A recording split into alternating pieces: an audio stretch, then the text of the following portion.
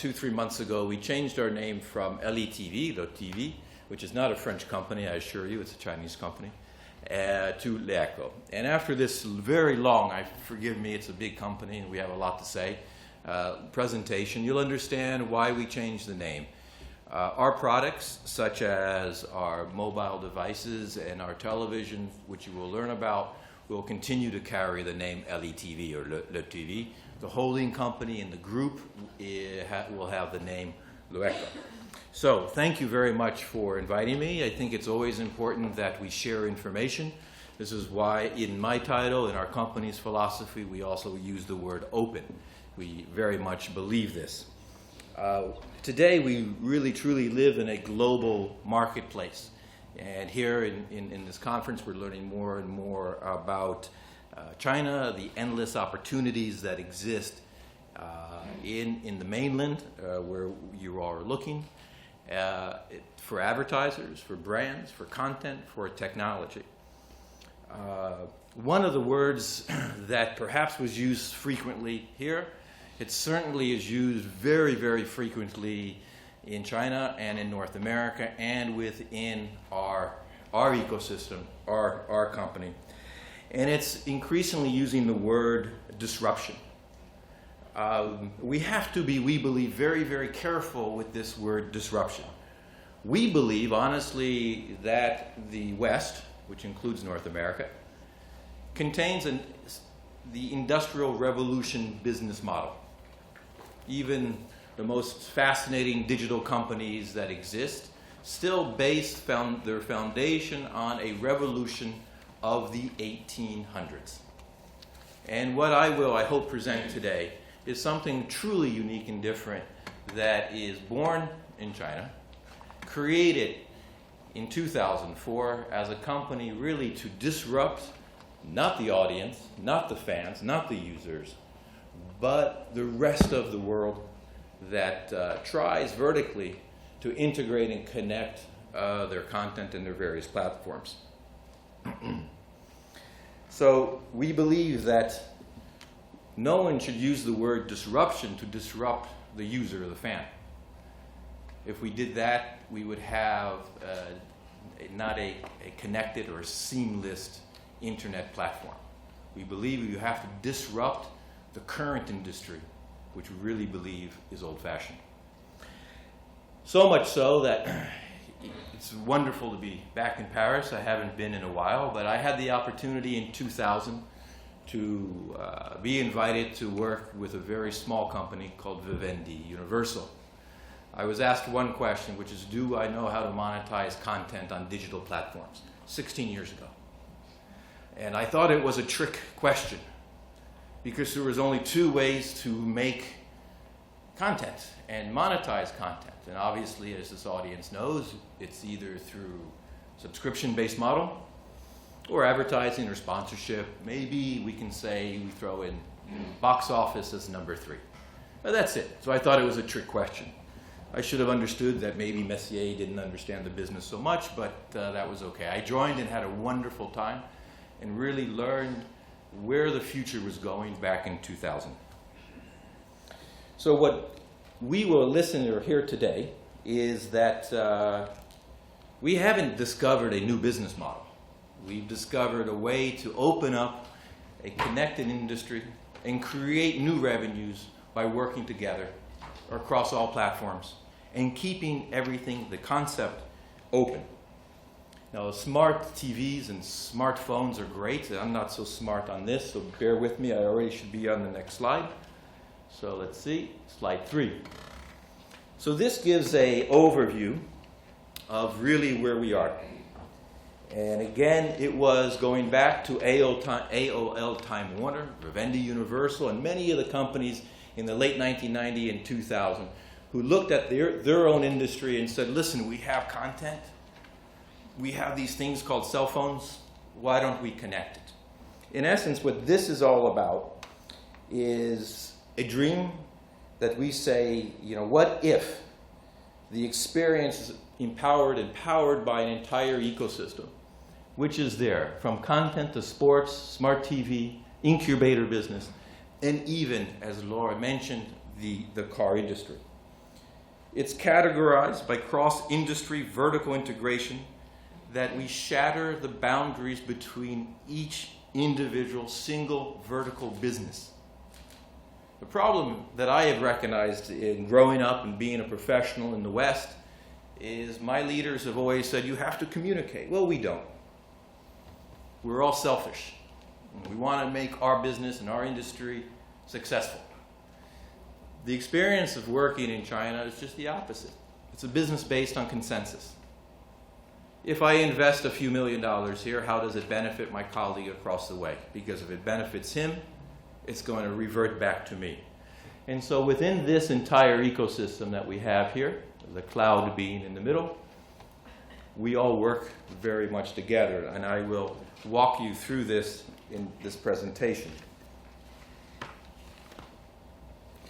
So if we revert back to the slide 3, we have content, which is anchored by our video streaming. All right, go right back. The smartphone, which we have developed, we have 3 or 4 various models. Our super smart televisions, automotive. We have a cloud system, which I will talk about the end. Also our sports and music. We also have incubators where we continually incubate new companies, help found new companies that are strategic to the overall ecosystem. We are not a Chinese company that walks into any room and puts a checkbook on the table first. We ask, what's the strategic purpose of this relationship? Can we do without a checkbook and create real value and real revenue instead of just buying property and saying, okay, now we're in the entertainment business? The market valuation of our company, which is listed in China, is approximately $16 billion US. And we are the very first internet company, video streaming company in China to go public. So we refer to what you see here as one cloud and 6 screens approach, delivering content across all the screens that matter today in the consumer world. Smartphones, smart TVs, PC, tablets, cinemas, and soon our electric devices in automotives. We provide a premium and user-centric experience for the consumer. We truly look at what is best for the consumer first, but we continually rebond synergies and energy within our groups who act as vertical separate companies, but bound by LEICO, which is a holding company. This mentality of an open ecosystem directly benefits brands, advertisers, sponsors, because they now seamlessly can move where we move, where our consumers and your consumers move. And later we'll talk about another company we have, which is looking at big data and how we could geolocate on our devices, and again, how it reverts back to making our own company successful, but also the brands and advertisers and sponsors. I'm trying to go quickly because this is going to be a long afternoon. So we believe that this connected world that we are developing and have developed in China is profitable and efficient for the consumer and also for the experience of the consumer, and more importantly for the brands. And when I talk about our users and our fans, let me put this in perspective. LETV.com, founded in 2004, today as an internet platform that then stretches across all the other platforms, we have 53 million daily users. So every day, 53 million people, give or take, a million or two, will use our platforms. That's about 750 million a month, so nearly 1 billion. And our phones and our smart devices really just began a year and a half ago. So as we expand our sales into that and into different regions and globally, these numbers will get larger and larger and larger. We have a company here. You see the users, platform, content, 100,000 television episodes on our internet. And let me remind you that Netflix, we hear a lot about Netflix, fantastic. 2004, it didn't exist. We created the concept of a Netflix in the cloud and on the internet, it was made in China. There's a little joke in that because they can't get to China today, but that's okay. A year and a half ago, our devices, 1 out of every smart television is sold online. And we've already sold in almost a year 5 million smart super phones. Now, something that I'm a little proud of, and I think it's important, we don't just say we believe in the internet. We put all our bet in the internet. When we produce films, we don't advertise in print, on billboards, on buses, only on the internet, and use all social media. Our WeChat friends, Wanda, all these other, we really bring them into our system. So they make money with us too. We don't go offline so much. When we sell our telephones and we sell our smart devices, we do it only on Le Mall, which is our own sort of Amazon-based internet e-commerce platform. So we truly put, our money in our pocket, and we say what we do, and we do what we say. We believe in a connected digital world. So if you went to China, you can see lots of publicity about LETV and LeEcho, but you won't find our televisions yet in the shop. As we come perhaps to North America at the end of this year, we are looking at a slightly different model because we have to localize not only our content and the devices, but also the marketing mentality. And North Americans still, at this point, enjoy the retail experience, at least in the beginning, to get a brand touch and feel. So we may go that way in the beginning. The sports and the music, I will come back. I don't have to repeat that. Our revenue growth is a clear reflection that the value we bring also to the users.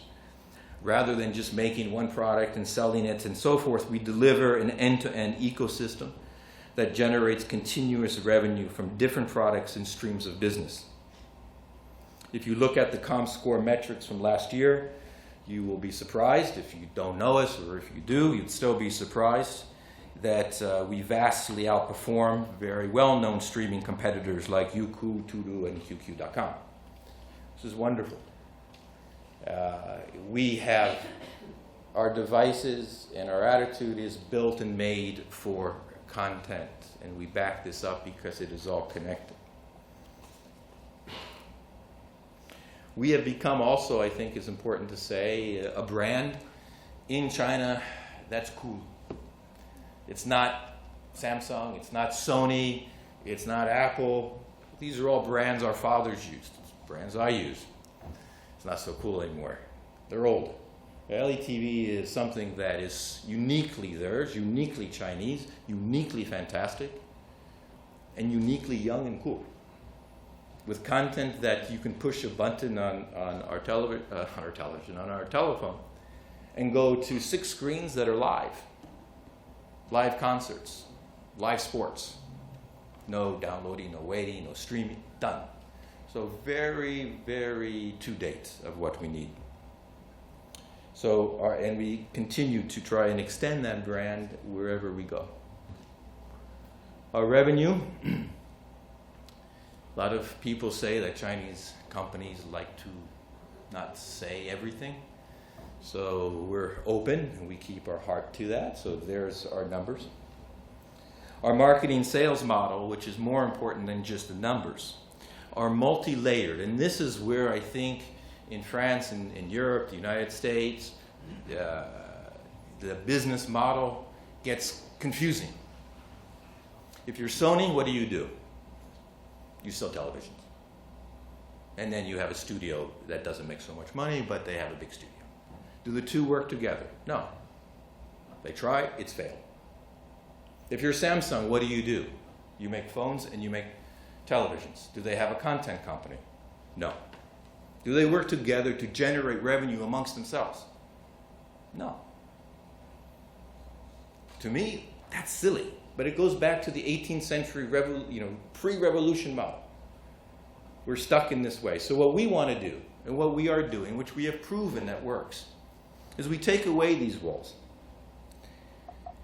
We allow third-party people. We could make money off of third parties, fourth party.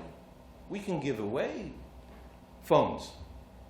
If they call our Uber company in China, we make money on Uber off free phones.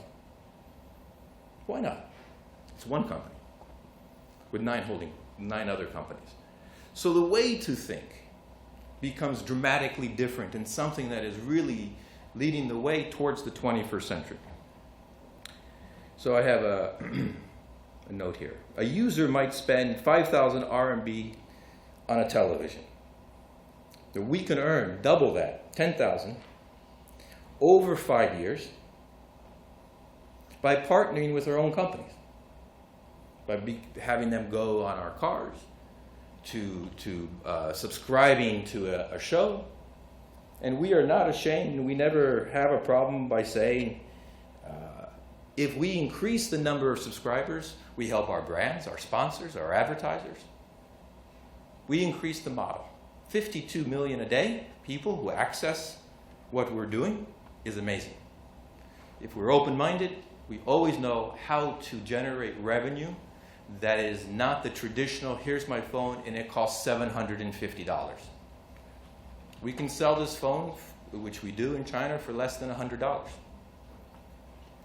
Before I arrived, a very dear friend, happens to be my mother-in-law, said, my God, I took your taxi service. If I bought 1 year subscription to the taxi service, they give me a new TV. Fantastic. We make money for them. We have a new subscriber.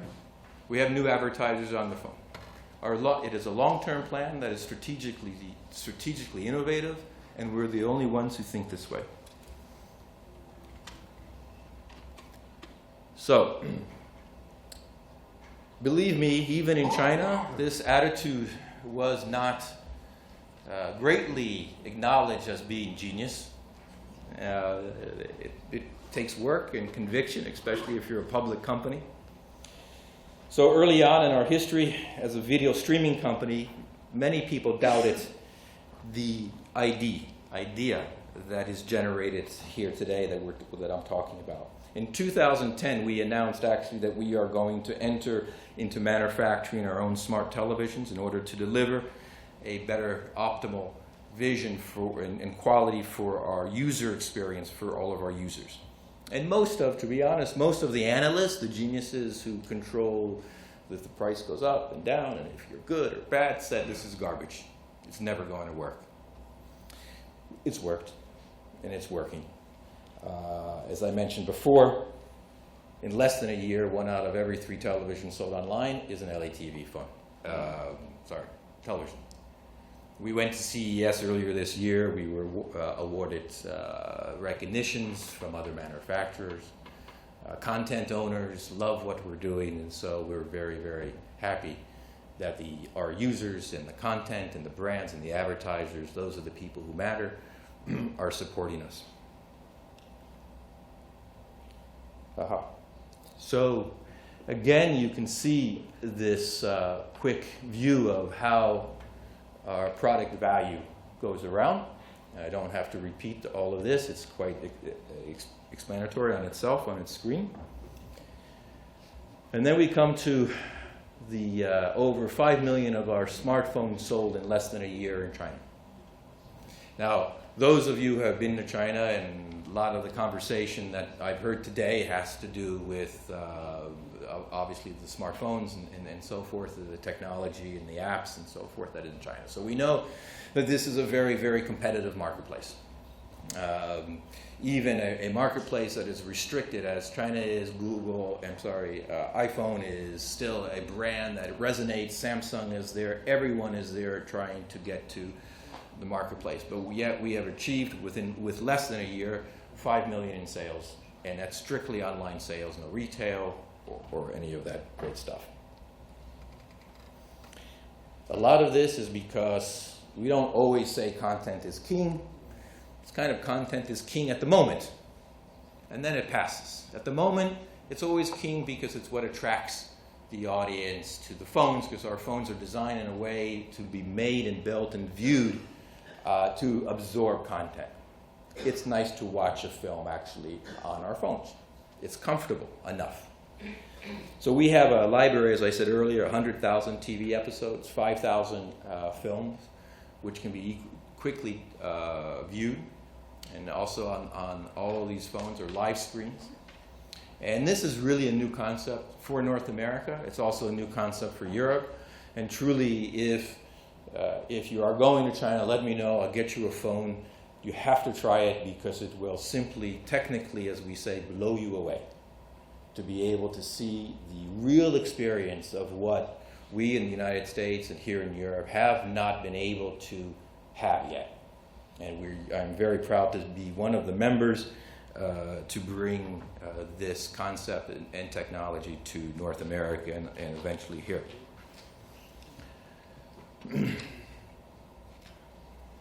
Disruption. The reason of our success is much of what I've already said, but it's also a disruptive R&D model.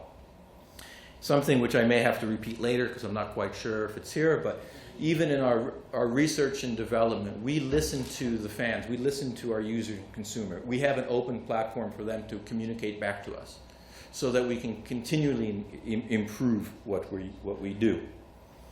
Also, we believe in numbers. So we believe in users. When we've sold our phones in China, we've done so below production cost. Now, a lot of manufacturers and people would say that's absolutely crazy, and even if you do that, why would you tell people that you do that? Because we make so much money elsewhere. We can't afford to do that. Because we're a connected company. So if we sell a phone for less than the cost, we can generate greater revenue elsewhere. So as the day goes by or the year goes by, our revenue will fluctuate between company to company. And in the end, we have a very strong market cap, we have a very strong P&L, and we show a growth and profitability.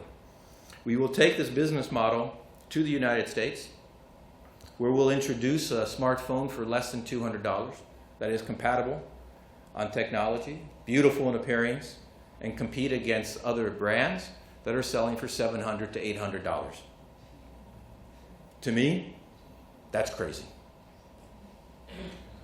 Imagine we are forced today to buy smartphones at $800. It is unnecessary. So the consumer will benefit. The consumer will have a choice of what technology, what price point they want. We will disrupt the smartphone industry, we will disrupt the content industry, and we will disrupt the smart televisions. We will not disrupt the user. There we use the words completely different. They're going to be connected, and they are seamless. And they can enjoy an experience without worrying about a bill at the end of the month that's so high it's outrageous that iPhone now gives you, at least in the United States, if you buy it, you can pay monthly. Thank you.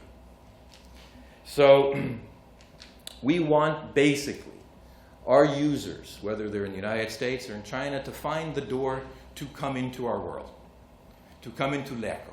If they come in through the phone, fantastic. If they come in through the television, we'll give them something away this way. We want them into our world because we believe that we can provide a better service for them. I've spent a lot of time talking about the company. It really isn't case studies, but I believe that the entire approach is a case study. So I didn't want to break it down so much, but Laura told me I must present a case study. So at least I put it into the introduction slide. Maybe it's not the case study, but it says it there. Okay. One of the other companies we have is a film content company, a film company based in the United States. Many of you may read that right now China is booming in the box office. There's many reasons for that.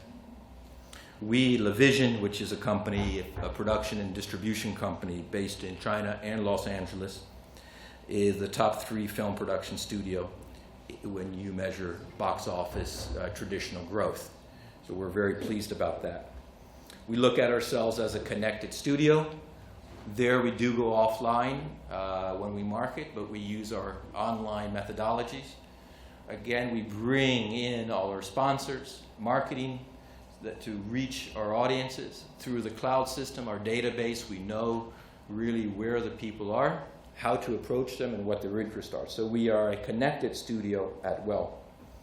This strategy is really something that our chairman and founder and CEO, Zhao Yuting, came up with, and I actually like it. And I know maybe in France this is a little difficult one to talk about. G2 like G7, G12, 2 countries in the world that matter in the film countries for globalization. It's China and America. When we look at numbers and we want to be commercial, okay, we're not making great art films. North America, China makes beautiful art films, that's true. But the two together, working together, really create a new way of thinking and working together in co-productions and development of new forms of business and distribution models. If the 2 countries of China, who have the largest demographics, in America, who right now is the machine that makes globalized commercial films, work together, we really create a new idea of not just on-screen cinemas, but how to work together to monetize content on cell phones and the television. So this is a little bit of a strategy that is even disrupting in the United States. When I say to my American friends, if you don't work with China, you don't work. And they now realize that. So this is some of the things I should have been pumping away as I was speaking to you, but you can see here the box office figures. We have 20% of the market share. Again, related back to online, offline, we use our entire ecosystem to support our film distribution, our box office marketing. We do product tie-ins, online competitions, in-cinema games and marketing, device promotions. We offer endless array of opportunities to market, for brands to market, and for the audience to enjoy the user experience even before they arrive into the cinema. Again, the distribution growth.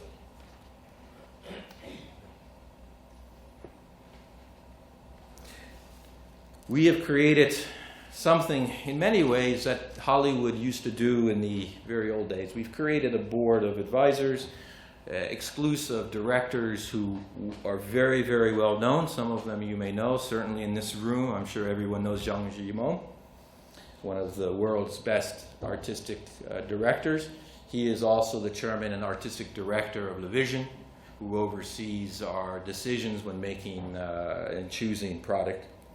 We are about, he is now just finishing a film in Hollywood, which will be the first true, most expensive, highest budget film called The Great Wall with Matt Damon.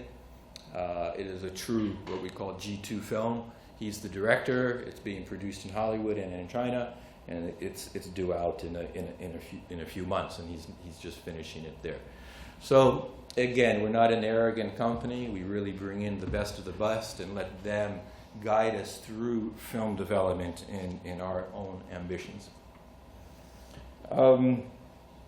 We do the same with talent. Perhaps many in the audience don't know this, or these actors and actresses, but each one in their own right and are incredibly well known, have their own following, which could be worth millions and millions if they have their accounts as they do on Weibo or WeChat. And another way for us to openly market and work together, and often if we do concerts, sporting events, whatever it may be, it's translated back into our screens. So Laura was very interested in this, and we didn't have a video, because every time I take a video to a conference like this, it never works. It really makes a technology company look horrible. So I just suggest to go to YouTube or our website, and you can watch it yourself. We created this web series. We have done several web series in China where the production level is equal, if not greater, than cinema. The price tag for a web series is a little less than a major feature film or a high-level television production. After 48 hours of releasing this and using our cross-stream platform and connectivity, using WeChat, Alibaba, everything that we know on the internet, it generated 10 million views in 48 hours. In 9 days, as we realized we had something going, we reached 100 million views. And to date, 3.3 billion.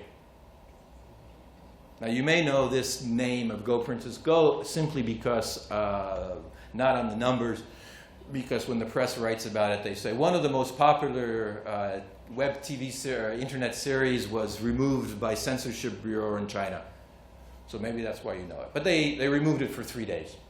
But we thanked them very much because when we came back, we had maybe another billion people wanting to see why it was removed.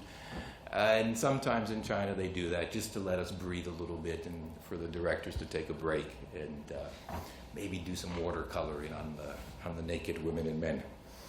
So I must say that this Go Princess Go is an edgy, very youthful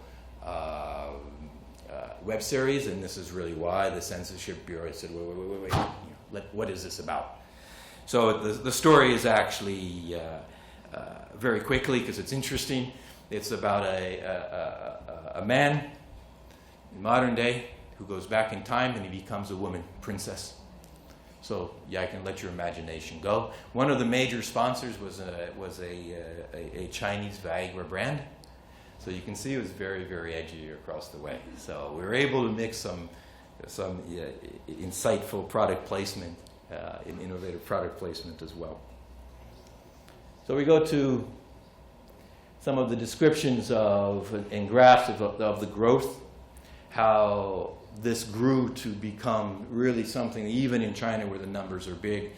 But remember, none of this ever and will ever air on television. This was only on smartphones and LETV televisions. So if this is going so fast, because I just want to bring it back to this really simple concept, why would we want to sell things cheaply? Well, we're getting subscribers, 3 billion people. So now we have them in a database. We know where they are, what they do, what they want, what they like. There's ways to monetize that information. So remember, it's a young company. We have long-term ambitions, and so this is about acquisitions of our fans and our users. It's very simple. I've said most of this. Again, I heard earlier my friend or the company WeChat. We love WeChat. WeChat is a great motivator. It makes discussions. It's fantastic. It's really a brand that we use consistently to help market who we are, our products, and so forth. And that's when you see the discussion ranking. And then Weibo, again, we are not this American company that we believe in building walls around film studios or TV networks. We really open things up. We work with our competitors for equal success for everybody. So one of my 2 favorite companies that I really enjoy working with, not because I'm athletic, but because they're very clever and they do wonderful things, is our sports company. This started just maybe 2-3 years ago. It has the largest rights holding of any live streaming video or streaming company of sports in the world. This truly is a great study of how successful, if we understand who our users are and we can target the kind of sports we want for our users, we then can raise 600, I think it was, it's up there somewhere. We launched the Premier League only on our cell phones in Hong Kong. Many of you may have read, we spent maybe $400 and something million to do this. We obtained 10% of the market share almost overnight. And this is the result, and believe me, this is like in 6 months. 50 million super fans, 380 matches. So again, by paying high level of content on this side, we knew who our success rate would be on the ground. Our market entry immediately in Hong Kong took 10% of the market share. We hired and brought on some of the best people to explain, to develop the market share for the Chinese audience. We did the same for baseball. American baseball, we announced this in January at CES. American baseball obviously is not a common sport in China, but yet there is this desire to learn about American baseball. We created a Major League Baseball deal where we also live broadcast, but also educate. We have studios and so forth. So for the fans, we're creating a new environment. I will also say that 80% of all the rights that we acquire are exclusive. So also that is a uniqueness to us to have exclusive rights. And we don't mind having non-exclusive rights, but of course we like the exclusive rights. One of the successes of Major League Baseball is not the fact that right now we have an enormous amount of users, but when we did this deal, we also took the merchandising rights, the official merchandising rights of all the baseball teams. That's actually outselling everything on Le Mans, which is our Amazon kind of e-commerce web platform. Again, another example how Le Sport does not own Le Mans, which is the commerce platform, but by doing one deal to bring them on, and they included the commercial rights for their merchandise, that goes over to another company, and they're actually probably making much more money at this moment than this program. That's the concept of connectivity internally inside the company. For the user, they don't see the difference, except it's all connected. They are all part of our family. My favorite thing is about to come up. The super bike. First, this is really beautiful. I have to tell you, it's one of the most beautifully designed bicycles. And it is truly connected. This does come out of our sports company. And it also comes out of Le Mans. This bike we unveiled at CES in Las Vegas, in Nevada.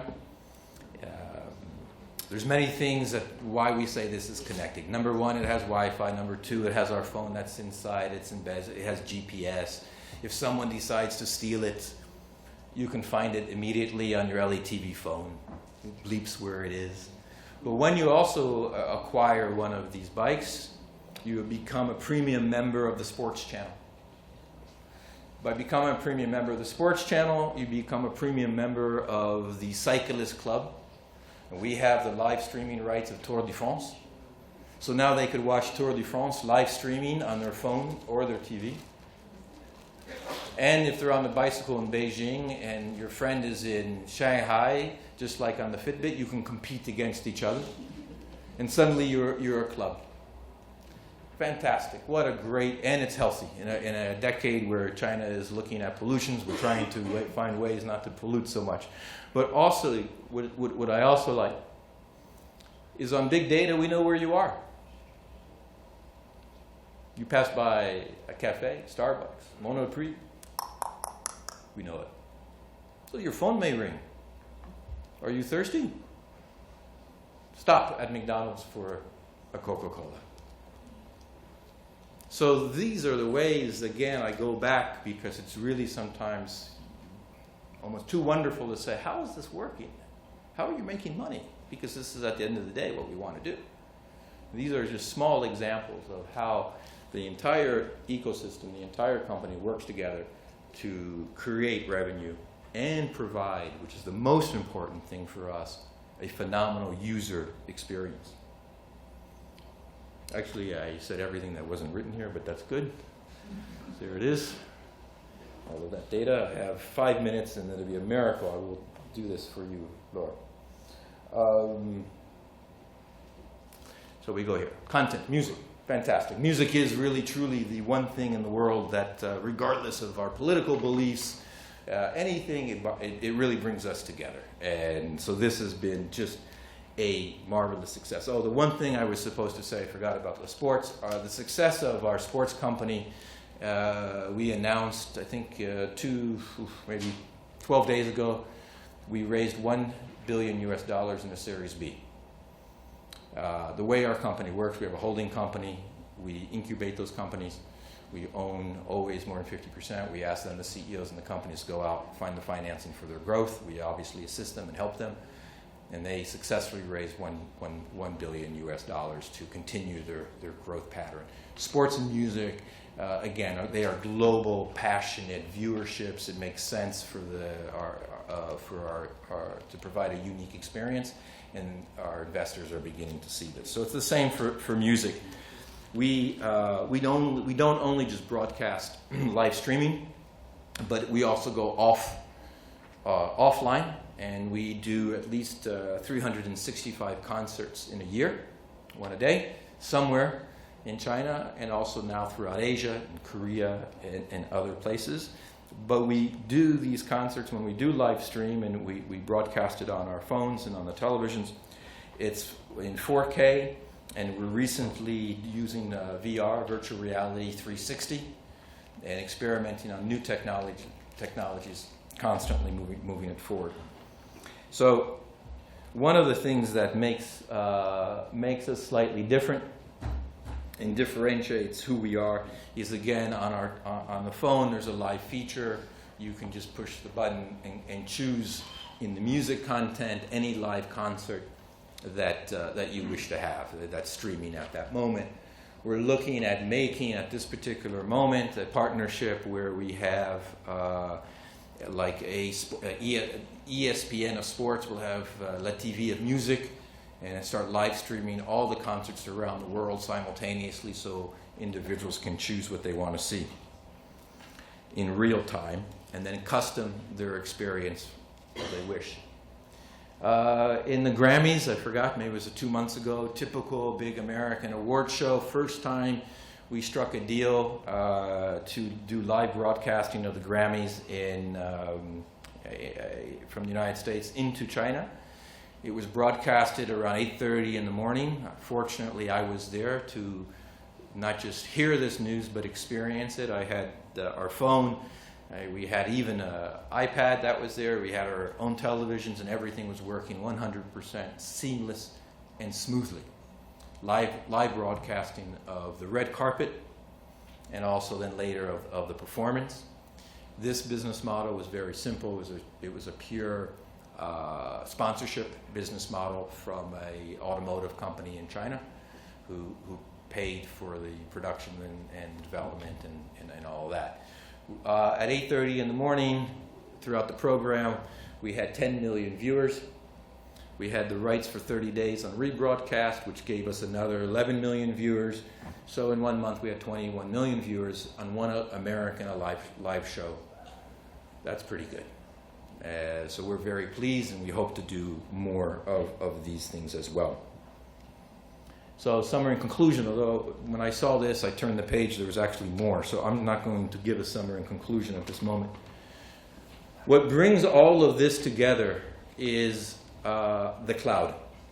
And so we have a very robust cloud, and for those of you who are technical professionals, you can come see me later, and I can give you some of the data of why our cloud is fast, big, robust, and global. But we are now in 66 countries around the world, providing content and streaming. At the moment, truly almost supporting ourselves in our activities.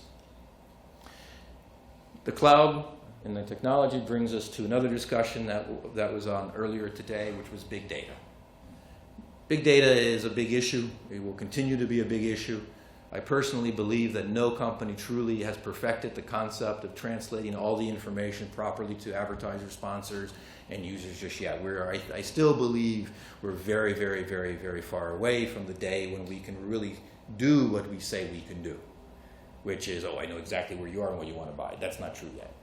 We have some good ideas, and we can't do it with 53 million users. So the technology will develop, and we continue to do that. But certainly for where we all know in reality, we can provide very important data and information about our users in the best of ways. So we don't want to exaggerate this whole concept, but it's very important to us. And then we came to, last year, an interesting decision. And really, if you think about it, in the beginning you say, okay, now this guy said everything about this company, and I started to believe some of the things he said, but now he's talking about they build cars. We do. Why do we build cars? Well, first, we haven't built one yet, so patience. We have a strategic investment and a strategic relationship with Faraday Future, which is in Southern California. We created a joint venture with Aston Martin to provide our technologies and connectivity within their beautiful Rapid car, Rapid with an E at the end. And but why? Why would we do this? It's very simple. We believe that the autonomous driving in the United States and in China will be the two leading countries, two of the demographics that will really push the way of driverless or autonomous driving. So it's pretty simple. What do you do in a car if you're not driving? Pretty much what we do anyway, which is illegal. Play on our phones. Send texts. Let's go a little bit more because we can do this. Let's watch a film. Let's have Wi-Fi in there so we could work. So this is the whole concept of, and it's not so far down the road where this is a reality. It's only a reality when we make it. And you know many other companies in the world, in France, everywhere is trying to do this. But we really believe that this is just another platform to deliver content and to connect the user experience around the world. So certainly if anyone has ever been to Beijing or Shanghai and had to travel 30 minutes, it takes you an hour and a half. Why not? Why would you want to miss something that's really good that you want to watch? So the automotive sector we see as something unique and special, but at the same time we really regard this as another platform. Am I 2 minutes over or 2 minutes to go? Over. Good. So let me just say this. Huh? This is big, huh? Wow. Okay. So I really do believe in this final thing, which I said in the very beginning, the Industrial Revolution. It's over. And my Chinese friends and colleagues don't understand what I'm about to say, and I've refrained from saying it many times, but you know, the idea of made in China, that's pretty good. Because what China is bringing to us is a new way of thinking, consensus, open, strategical, and really knowing how not to be afraid to work with partners, to do things for brands and advertisers, and give the best user experience. So voilà, je suis fini.